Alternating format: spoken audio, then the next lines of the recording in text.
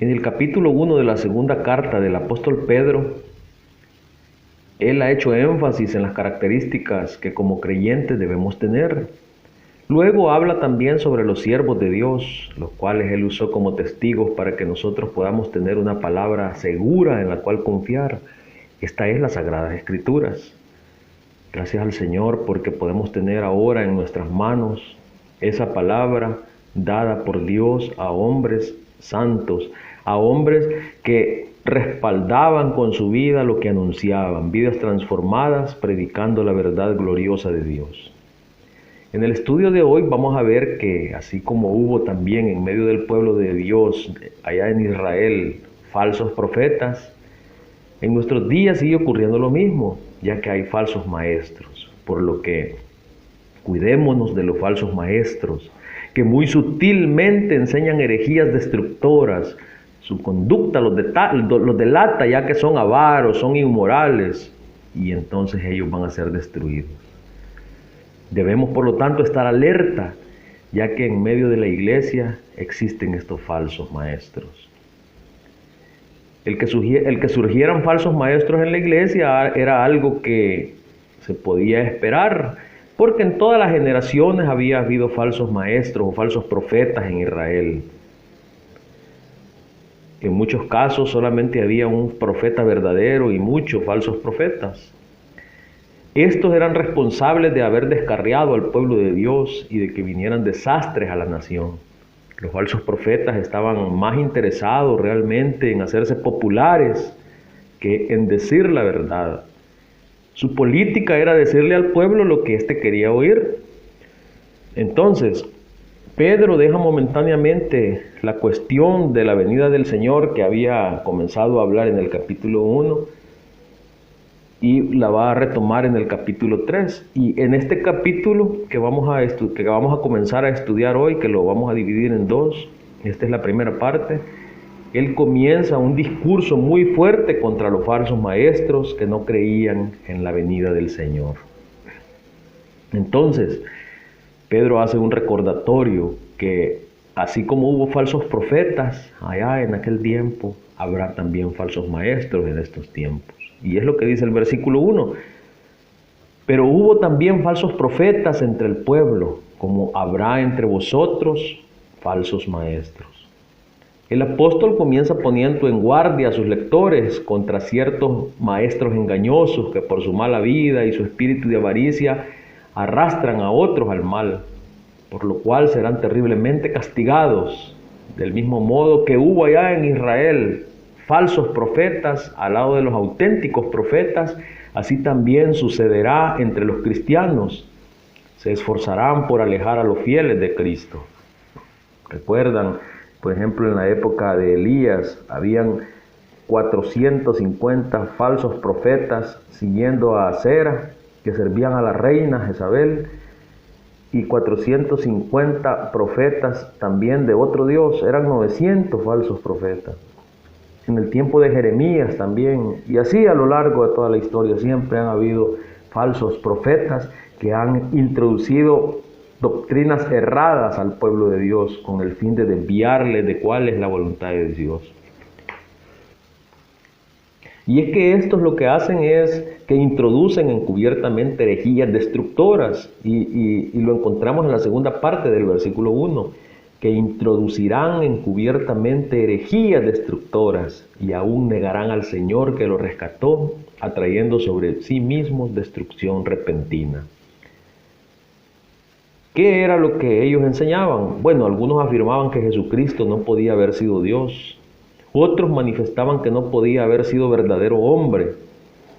Incluso permitían o estimulaban a que se cometieran todo tipo de actos inmorales y errores, sobre todo pecados sexuales, porque ellos decían, no, si ya nosotros ya somos salvos, Jesucristo pagó por nosotros en la cruz, entonces no hay problema, ya la salvación es un hecho en nuestra vida, podemos hacer lo que querramos. También otra falsa enseñanza que ellos introducían es que negaban la venida de Cristo, la segunda venida de Cristo, negaban la parucía. Hermanos, debemos cuidarnos de los falsos maestros, Hay muchos falsos maestros hoy en día. Debemos evaluar cualquier libro, cualquier serie de DVD, mensajes de la televisión, a la luz de las Escrituras.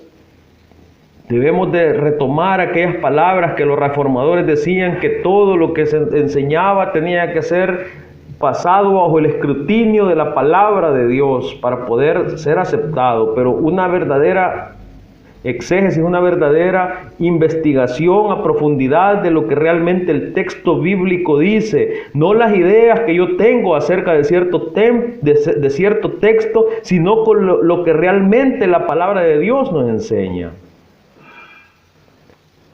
Cuídese de significados especiales o interpretaciones que empequeñecen a Cristo y la obra de Él.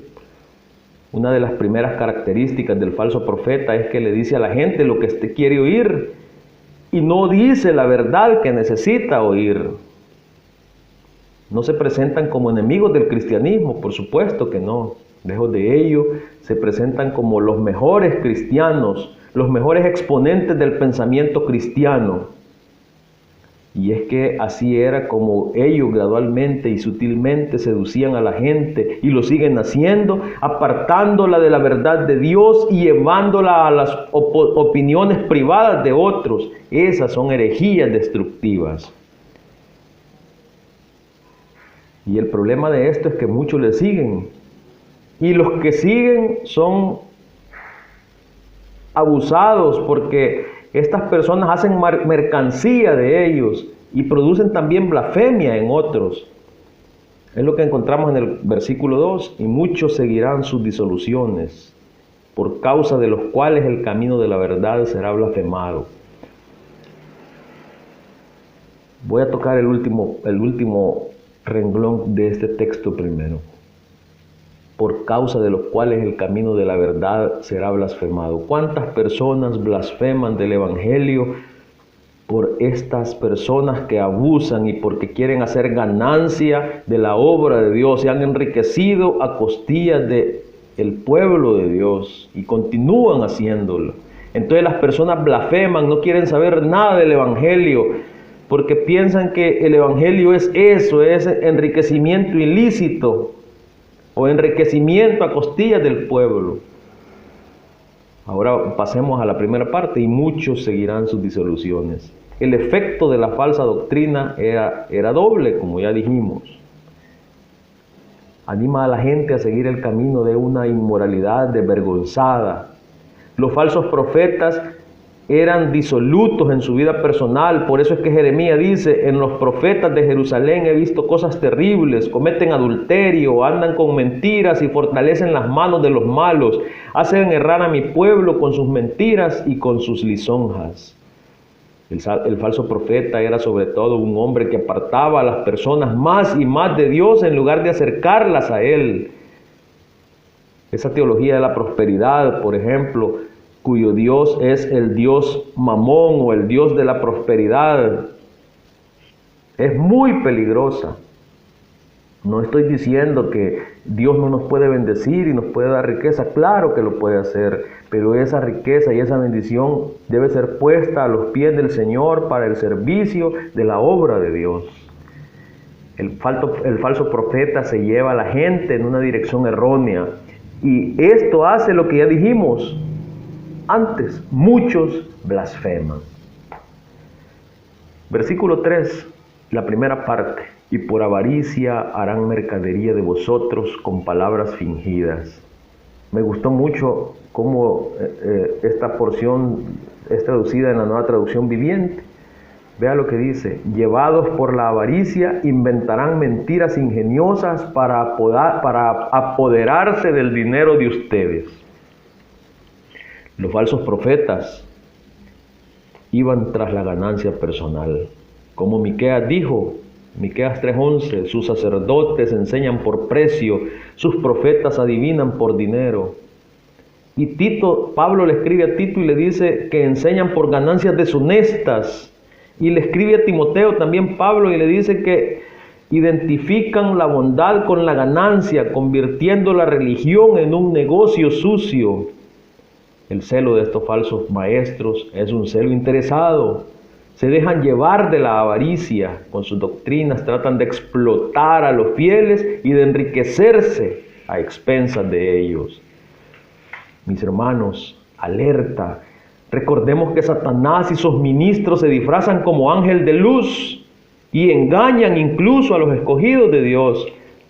¿Recuerdan cuando cuando Satanás, se le presenta a Eva allá en el Edén, disfrazado como ángel de luz, y la engañó, desvió sus sentidos, desvió la voluntad de Dios que Eva debía de cumplir, incluso citando la misma palabra de Dios, con que Dios os ha dicho, le dice Satanás a Eva.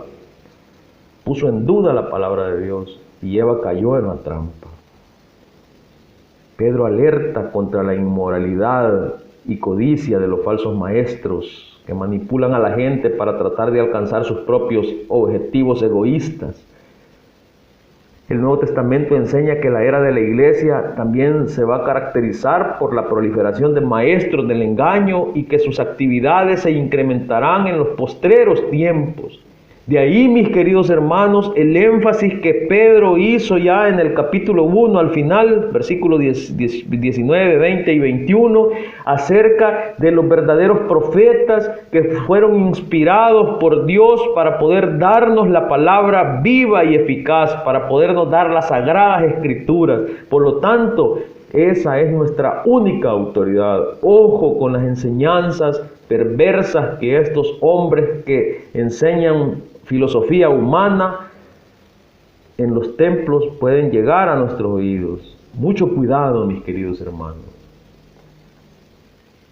La condenación también es segura para los falsos maestros. La segunda parte del versículo 3 dice lo siguiente: sobre los tales ya de largo tiempo la condenación no se tarda y su perdición no se duerme. Pedro, con unos pocos trazos rápidos y enérgicos de su pluma, nos describe las características sobresalientes del que merece ser tenido por una mala persona. Ya lo vamos a ver en lo que nos resta de este estudio. Pero vamos a mencionarlo rápidamente. Es una persona dominada por el deseo. Su vida está bajo el control de los deseos de la carne. 2. Es una persona osada. Una osadía desvergonzada que se complace en lanzarse a hacer cosas que ofenden la decencia y el derecho.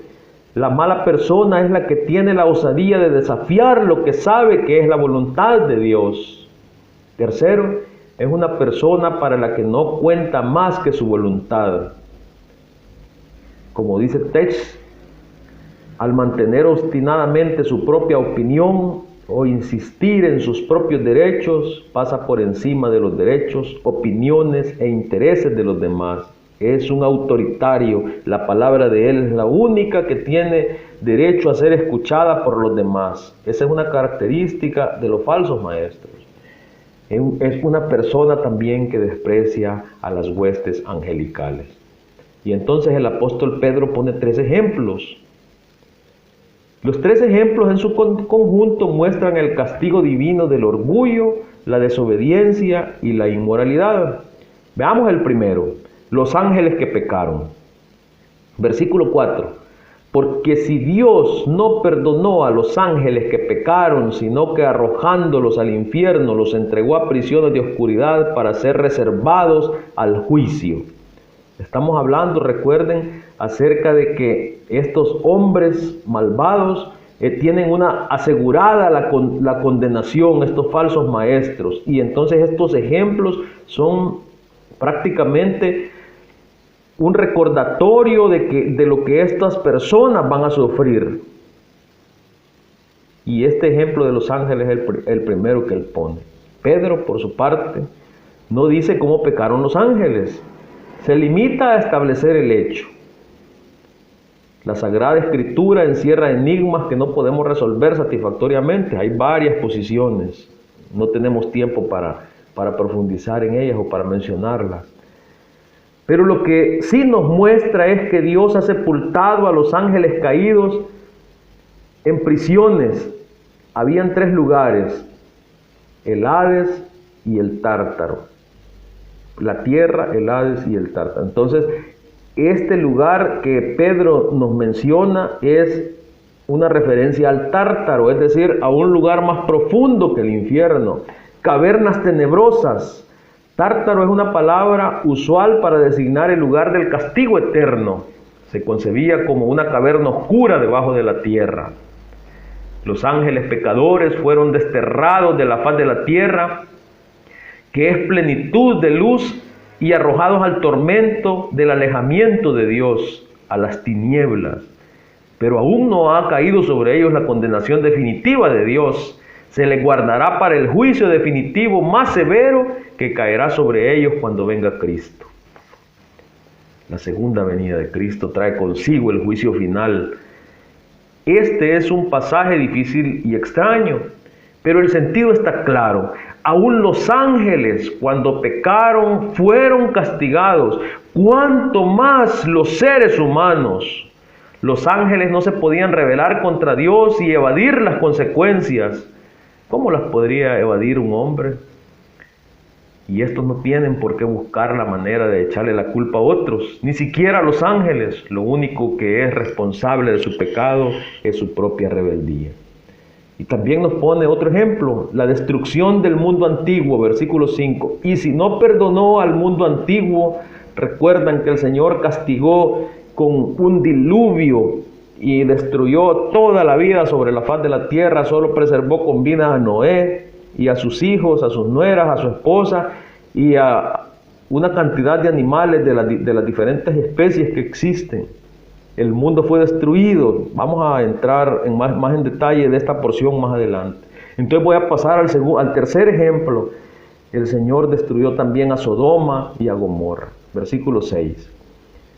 Y si condenó por destrucción a las ciudades de Sodoma y de Gomorra, reduciéndolas a ceniza y poniéndolas de ejemplo a los que habían de vivir impíamente, versículo 9, y reservar a los injustos para ser castigados en el día del juicio, versículo 10, y mayormente a aquellos que siguiendo la carne andaban en concupiscencia e inmundicia y desprecian el señorío, atrevidos y contumaces, no temen decir mal de las potestades superiores.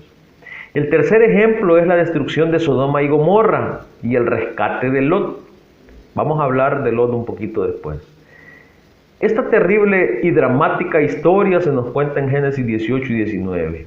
Empieza con la intercesión de Abraham para que Dios no destruya a los íntegros con los culpables y su petición de que aunque no haya más de 10 justos en la ciudad, ésta será librada. A esta sigue uno de los relatos más sombríos del Antiguo Testamento. Los visitantes angélicos vinieron a Lot y él los persuadió para que pasaran en su casa la noche. Pero los hombres de Sodoma rodearon la casa, exigiendo que le sacara a esos extranjeros para satisfacer en ellos su concupiscencia antinatural. Con aquella acción terrible, al mismo tiempo, violación de la hospitalidad, ofensa a los ángeles y furia del vicio contranatural, quedó sellada la condenación de aquellas ciudades. Lot y su familia quedaron a salvo de la destrucción del cielo, excepto su esposa, que se quedó atrás, volviendo la vista con añoranza y se convirtió en un pilar de sal. La destrucción es segura para los falsos maestros, así como podemos ver en estos tres ejemplos: los ángeles que no guardaron su dignidad, el mundo antiguo y Sodoma y Gomorra. Pero en medio de todo esto podemos observar que el Señor guarda a los que le temen. Veamos ahora un poco acerca de Noé. Versículo 5, la segunda parte. Sino que guardó a Noé, hablando de que fue destruido todo el mundo antiguo, ¿verdad? Pero sino que guardó a Noé, pregonero de justicia, con otras 7 personas, trayendo el diluvio sobre el mundo de los impíos. Noé ocupa un lugar muy especial en la tradición judía. No solo se consideraba el único que se había salvado, también como el predicador que había hecho todo lo posible para apartar a los hombres de sus malos caminos. En este pasaje la atención se concentra no tanto en los que fueron destruidos. Si ustedes notan, leímos un poquito nada más allá, y fue destruido el mundo antiguo.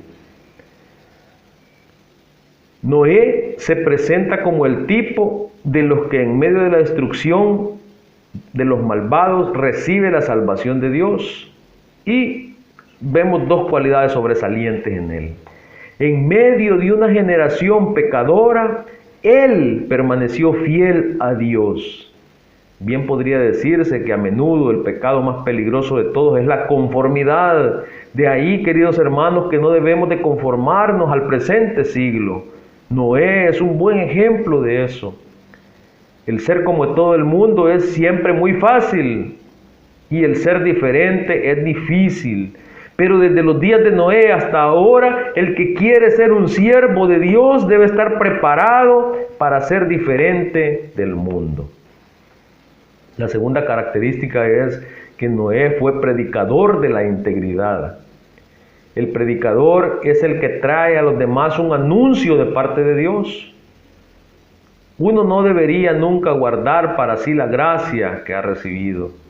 Siempre es nuestro deber llevar a la luz a los que están en tinieblas, guiar al descarriado y advertir a todos los que van por mal camino. Noé es un ejemplo impresionante de eso.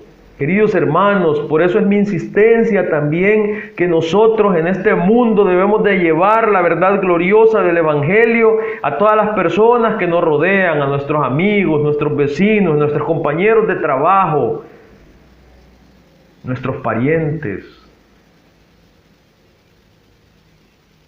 para que no se pierdan, queridos hermanos. El Señor está cerca, a las puertas. Si nosotros no hacemos nuestro trabajo en este momento, nuestros seres queridos que no conocen al Señor Jesús se perderán, como lo que ocurrió allá en aquel día. No dejemos que estos falsos maestros les engañen. Aclarémosles la verdad gloriosa del Evangelio con la palabra de Dios en nuestra mano. Regresemos un poquito a ver a Lot, brevemente. Y libró al justo Lot. Recuerdan, hablamos allá un poco sobre la destrucción de Sodoma y Gomorra. Y libró al justo Lot, abrumado por la nefanda conducta de los malvados. Porque este justo, versículo 8, que moraba entre ellos, afligía cada día su alma justa, viendo y oyendo los hechos inicuos de ellos. Versículo 9, sabe el Señor librar de tentación a los piadosos. Como en el caso de Noé, vemos en Lot las características de un hombre íntegro. Lot vivía en medio del mal, cuya mera contemplación era una aflicción para él. Mis hermanos, es una situación parecida a la que vivimos hoy. Nunca nuestra gran seguridad contra el pecado consiste en que nos escandalicemos del pecado. Aquí tenemos algo muy significativo. Sucede a menudo que cuando los males surgen por primera vez, la gente se escandaliza, pero con el pasar del tiempo deja de escandalizarse de ello y los aceptan como cosa normal. Hay muchas cosas de las que deberíamos escandalizarnos, queridos hermanos. No veamos con normalidad el pecado. Para bien del mundo y de nuestras almas, mis queridos hermanos, debemos mantener alerta la sensibilidad que se escandaliza del pecado. Otro aspecto que vemos en la vida de Lot es que vivía en medio del mal y sin embargo escapó a su contagio. En medio del pecado de Sodoma y Gomorra, él permaneció fiel a Dios, no se desvió. No se tiene por qué ser esclavo del entorno en lo que uno se encuentra. No tenemos por qué seguir el camino de los demás que van tras el pecado. Vivir el mal no significa que nosotros vamos a vivir de esa manera. Debemos mantenernos fieles al Señor. Y otro aspecto que encontramos en Lot es que cuando las cosas llegaron a su peor consecuencia, Lot estuvo dispuesto a cortar por lo sano de su entorno. Estuvo dispuesto, por mucho que no quisiera hacerlo, a dejarlo para siempre. Fue precisamente así como Lot encontró su salvación. Dejó la ciudad y fue también el fracaso que su mujer tuvo, ya que ella tenía su corazón allá en Sodoma y Gomorra y vio para atrás y se convirtió en una estatua de sal. Finalmente encontramos la actitud de los ángeles en un contraste con los falsos maestros. Versículo 11. Mientras que los ángeles que son mayores en fuerza y en potencia no pronuncian juicio de maldición contra ellas delante del Señor. Los ángeles no pronuncian. Aquí Pedro compara la arrogancia de los falsos maestros con la humildad de los ángeles. No sé cuántos han escuchado ustedes esos telepredicadores que insultan a Mundo y a Raimundo y a medio mundo. Queridos hermanos, el juicio pertenece a Dios, no a los ángeles. Entre tanto, los juicios arrogantes dichos, si bien pueden ser verdad contra las dignidades, pero con irreverencia son de la naturaleza de blasfemia. Si los ángeles superiores, por estar en la presencia de Dios, el juez, no se atreven a hablar mal ni aún de los ángeles malos, cuán horrible es la presunción de los que blasfeman a las dignidades buenas. Los ángeles que pecaron tenían aún la indeleble impresión de majestad. Satanás es aún hombre fuerte, el príncipe de este mundo, y bajo él hay principados, poderes, gobernantes de las tinieblas de este mundo. Hemos de evitar la irreverencia con respecto a ellos. No a causa de ellos, mis queridos hermanos, sino a causa de Dios. Una advertencia de los que usan el nombre de Satanás con irreverencia y blasfemia. Cuando el impío maldice a Satanás, maldice su propia alma. Cuidémonos de los falsos maestros que muy sutilmente enseñan herejías destructoras. Su conducta los delata, ya que son avaros, inmorales, y ellos serán destruidos. Gracias al Señor porque nos ha permitido estudiar su palabra en esta hora. Y quiero que cerremos con una oración.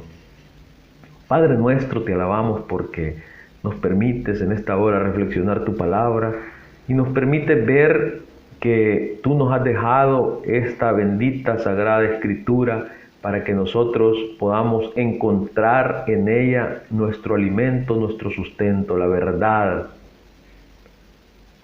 Señor, gracias porque nos aclaras algunos asuntos que debemos de evitar, y es que debemos de evitar no estudiar tu palabra y escuchar con mucha atención también a aquellas personas que se alejan de tu voluntad, y nosotros también alejarnos de ellos, no dejarnos engañar. Pero eso solo lo vamos a lograr si permanecemos en tu palabra, si tu palabra está en nuestra mente y en nuestro corazón y en nuestra vida.